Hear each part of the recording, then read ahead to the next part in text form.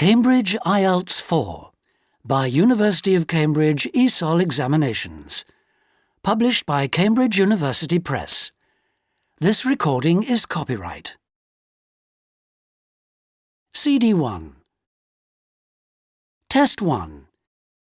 You'll hear a number of different recordings and you'll have to answer questions on what you hear.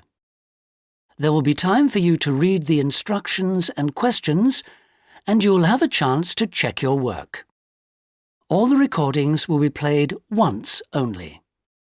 The test is in 4 sections.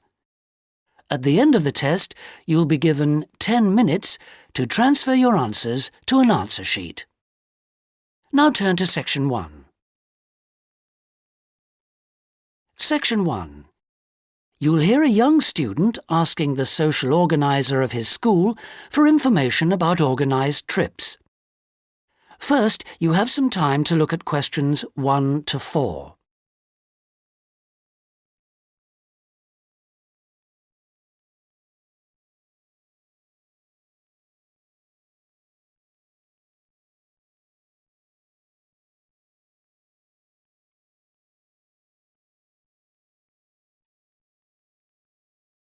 You'll see that there is an example which has been done for you. On this occasion only, the conversation relating to this will be played first.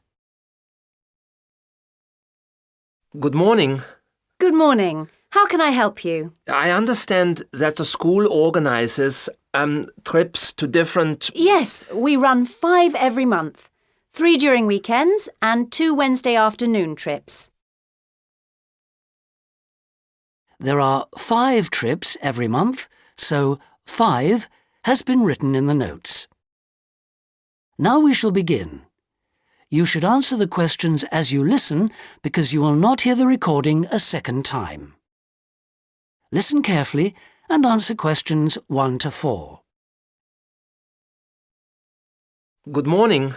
Good morning. How can I help you? I understand that the school organizes trips to different... Yes, we run 5 every month. 3 during weekends and 2 Wednesday afternoon trips. What sort of places? Well, obviously it varies, but always places of historical interest, and also which offer a variety of shopping because our students always ask about that. And then we go for ones where we know there are guided tours because this gives a good focus for the visit. Do you travel far? Well, we're lucky here, obviously, because we're able to say that all our visits are less than 3 hours' drive. How much do they cost? Again, it varies. Between £5 and £15 a head, depending on distance. Oh, and we do offer to arrange special trips if, there are more than 12 people. Oh, right. I'll keep that in mind. And what are the times normally? We try to keep it pretty fixed so that students get to know the pattern. We leave at 8:30 a.m. and return at 6 p.m. We figure it's best to keep the day fairly short. Oh, yes. And how do we reserve a place? You sign your name on the notice board. Do you know where it is? I saw it this morning. And we do ask that you sign up 3 days in advance, so we know we've got enough people interested to run it, and we can cancel if necessary, with full refund, of course. That's fine, thanks. Before you hear the rest of the conversation, you have some time to look at questions 5 to 10.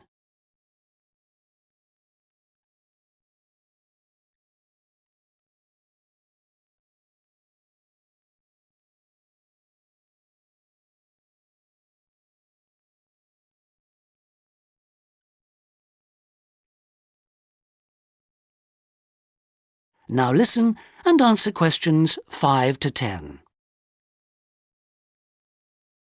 And what visits are planned for this term? Right, well, I'm afraid the schedule hasn't been printed out yet, but we have confirmed the dates and planned the optional extra visits, which you can also book in advance if you want to.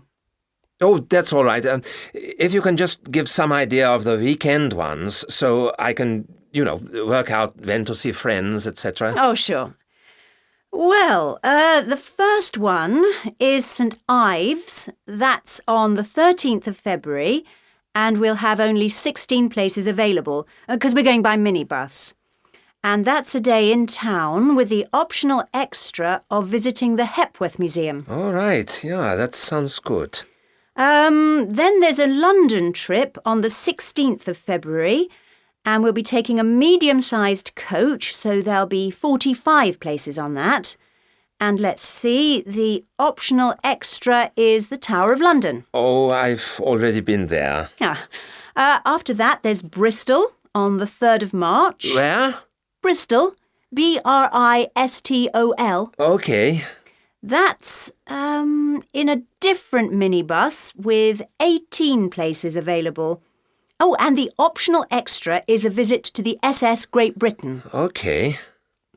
We're going to Salisbury on the 18th of March, and that's always a popular one because the optional extra is Stonehenge.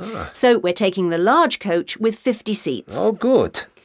And then the last one is to Bath on the 23rd of March. Oh, yes. Is Bath the Roman city? Yes, that's right. And that's in the 16-seater minibus. And where's the optional visit? It's to the American Museum. Well worth a visit. Okay, well, that's great. Thanks for all that. My pleasure. Oh, by the way, if you want more information about any of the trips, have a look in the student newspaper. Okay. Or have a word with my assistant. Her name is Jane Yentob. That's Yentob. Right, I've got that. Thank you very much for all your help. You're very welcome. I hope you enjoy the trips. That is the end of section 1. You now have half a minute to check your answers.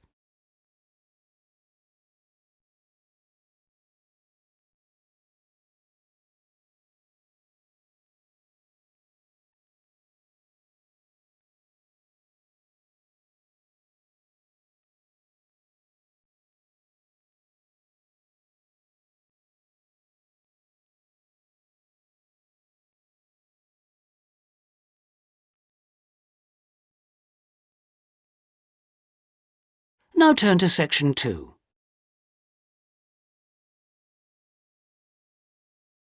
Section 2. You'll hear a tour guide giving a talk about a museum centre called Riverside Industrial Village. First, you have some time to look at questions 11 to 13.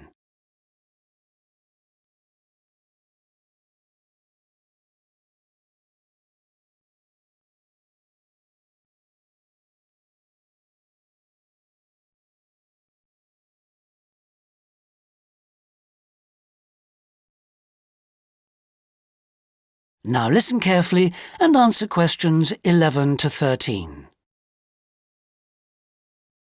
Good afternoon, everybody, and welcome to Riverside Industrial Village. To start your visit, I'm just going to give you a brief account of the history of the museum before letting you roam about on your own. I won't keep you long, OK? Now, from where we're standing, you've got a good view of the river over there. And it was because of this fast-flowing water that this site was a natural place for manufacturing works. The water and the availability of raw materials in the area like minerals and iron ore, and also the abundance of local fuels like coal and firewood, all made this site suitable for industry from a very early time. Water was the main source of power for the early industries, and some of the water wheels were first established in the 12th century, would you believe? At that time, local craftsmen first built an iron forge just behind the village here on the bend in the river. By the 17th and 18th centuries, the region's rivers supported more than 160 water mills, and many of these continued to operate well into the 19th century. But then the steam engine was invented. And then the railways came, and the centres of industry were able to move away from the rivers and the countryside and into the towns. So industrial villages like this one became very rare. So, that's the history for you. If you'd like any more information, you can ask me some questions, or you can read further in our excellent guidebook. Before you hear the rest of the talk, you have some time to look at questions 14 to 20.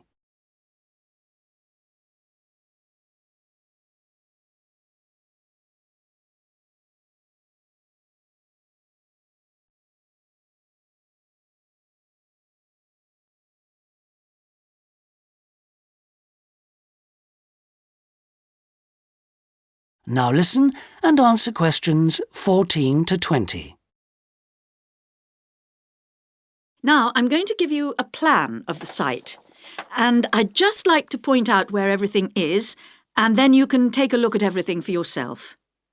I've already pointed out the river, which is on the left, and of course, running along the bottom is Woodside Road.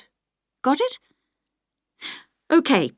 Now, we're standing at the entrance. See it at the bottom? And immediately to our right is the ticket office. You won't need that, because you've got your group booking, but just past it are the toilets. Always good to know where they are. In front of us is the car park, as you can see, and to the left, by the entry gate, is the gift shop. That's where you can get copies of the guide, like this one here. Now, beyond the car park, all the buildings are arranged in a half circle with a yard in the middle. The big stone building at the top is the main workshop. That's where the furnace is, and where all the metal was smelted and the tools were cast, as you'll be able to see. Now, in the top right-hand corner, that building with bigger windows is the showroom, where samples of all the tools that were made through the ages are on display. In the top left corner is the grinding shop, where the tools were sharpened and finished. And on one side of that, you can see the engine room, and on the other is the cafe, which isn't an antique, you'll be pleased to know, though they do serve very nice old-fashioned teas. The row of buildings you can see on the left are the cottages.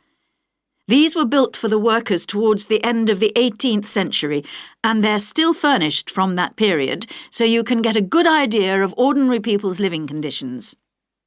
Across the yard from them, you can see the stables, where the horses were kept for transporting the products.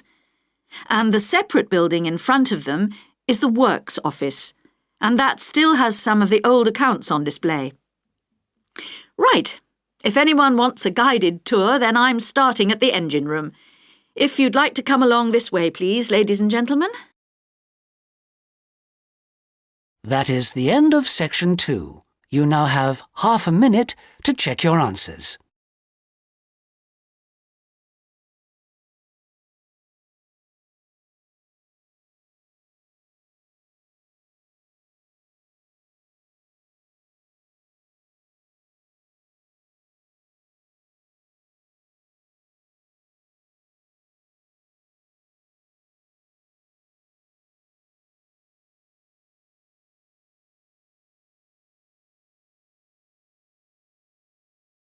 Now turn to section 3.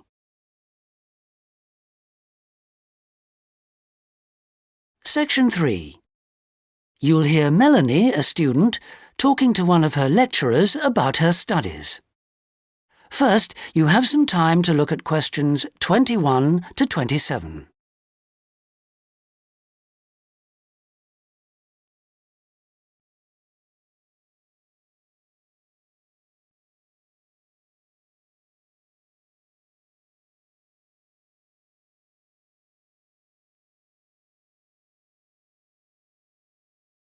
Now listen carefully and answer questions 21 to 27. Excuse me, Dr. Johnson. May I speak to you for a minute? Sure, come in. I'm Melanie Griffin. I'm taking your course in population studies. Right. Well, Melanie, how can I help you? I'm having a bit of trouble with a second assignment, and it's due in 12 days. What sort of trouble are you having? Is the assignment question a problem? Well, that's part of the problem. I've been having trouble getting hold of the books. I've been to the library several times and all the books are out. Sounds like you should have started borrowing books a bit earlier. Well, I had a really big assignment due in for another course, and I've been spending all my time on that, and I thought... You might get an extension of time to finish your assignment for me? If that's possible, but I don't know if... Well, yes, it is possible, but extensions are normally given only for medical or compassionate reasons. Otherwise, it's really a question of organizing your study, and we don't like giving extensions to students who simply didn't plan their work properly. What did you get for your first assignment? I got 87%. Yes, you did very well, indeed. So, obviously, you can produce good work. I don't think I'll need too much extra time, as long as I can get hold of some of the important references. Well, since you did so well in your first assignment, I'm prepared to give you an extra 2 weeks for this one. So that'll mean you'll need to submit it about a month from now. Oh, thank you. Now, what about the reading materials? Have you checked out the journal articles in the list? No, not yet. There were about 20 of them, and I wasn't sure which ones would be most useful or important. Well, they're all useful. But I don't expect anyone to read them all because a number of them deal with the same issues. Let me give you some suggestions. The article by Anderson and Hawker is really worth reading.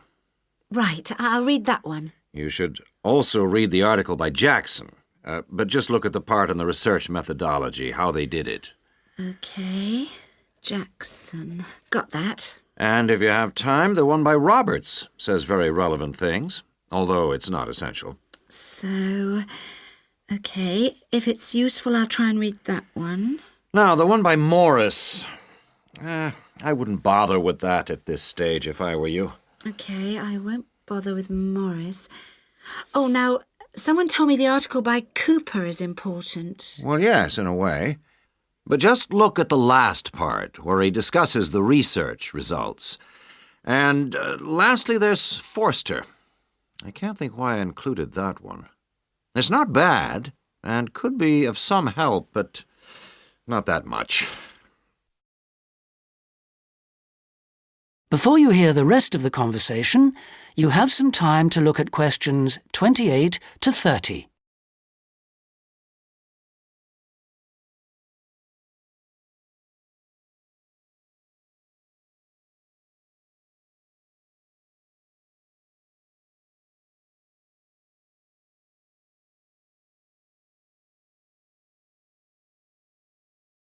Now listen and answer questions 28 to 30. Now, let's deal with the assignment question. What's the problem there? It's the graph on page 2. What seems to be the problem? It's just the bar graph showing reasons why people change where they live.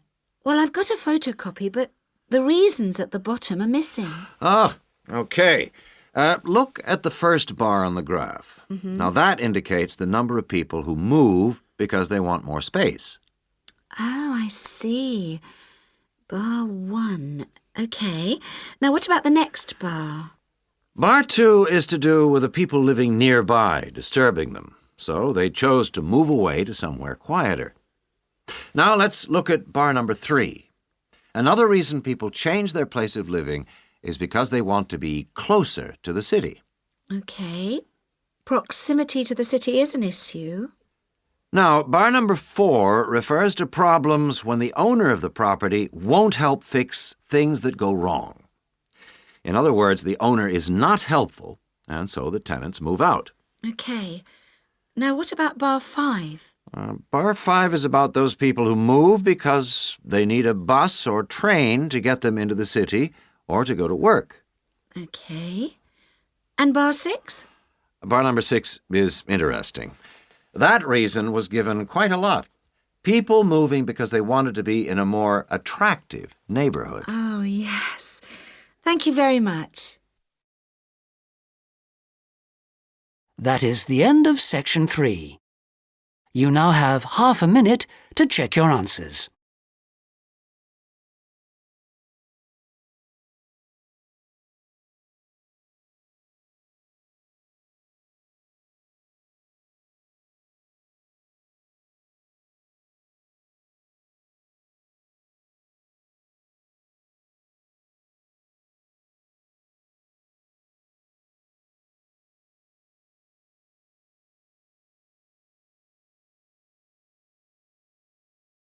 Now turn to Section 4. Section 4. You'll hear a talk on the subject of the urban landscape. First, you have some time to look at questions 31 to 40.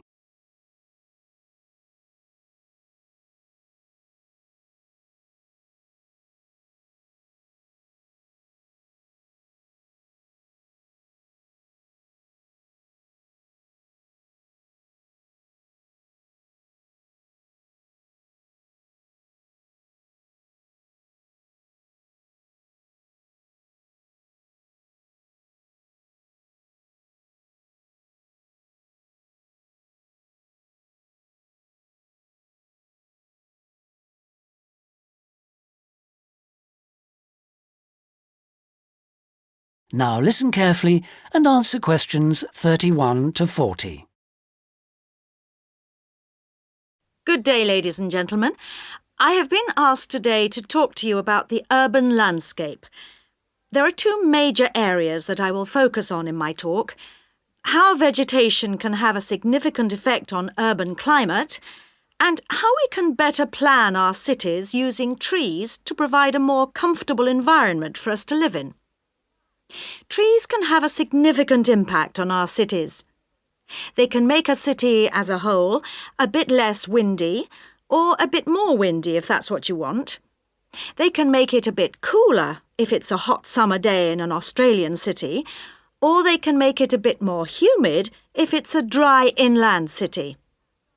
On the local scale, that is in particular areas within the city, trees can make the local area more shady, cooler, more humid and much less windy.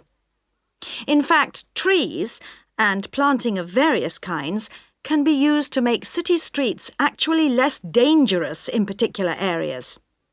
How do trees do all that, you ask?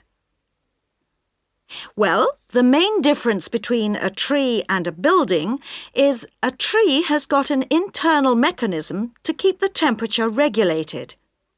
It evaporates water through its leaves, and that means that the temperature of the leaves is never very far from our own body temperature.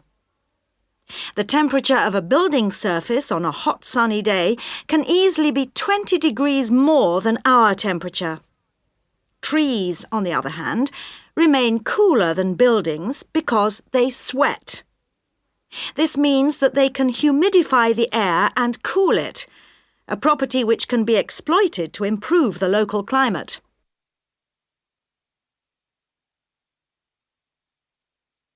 Trees can also help break the force of winds. The reason that high buildings make it windier at ground level is that as the wind goes higher and higher, it goes faster and faster. When the wind hits the building, it has to go somewhere. Some of it goes over the top, and some goes around the sides of the building, forcing those high-level winds down to ground level. That doesn't happen when you have trees. Trees filter the wind and considerably reduce it, preventing those very large, strong gusts that you so often find around tall buildings. Another problem in built-up areas is that traffic noise is intensified by tall buildings. By planting a belt of trees at the side of the road, you can make things a little quieter, but much of the vehicle noise still goes through the trees.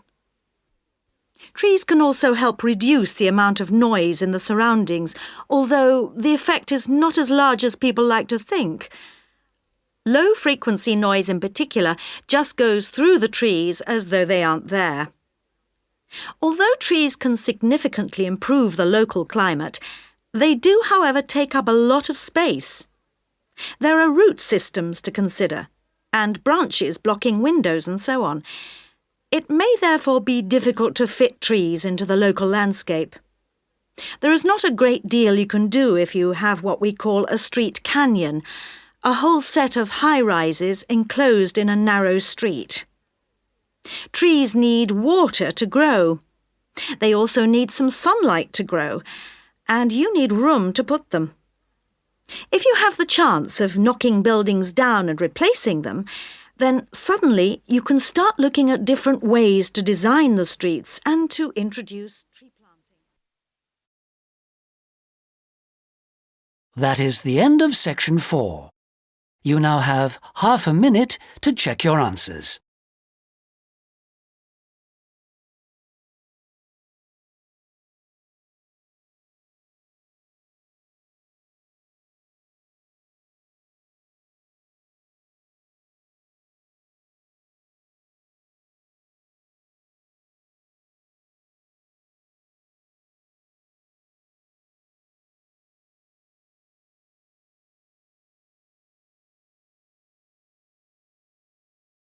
That is the end of the listening test.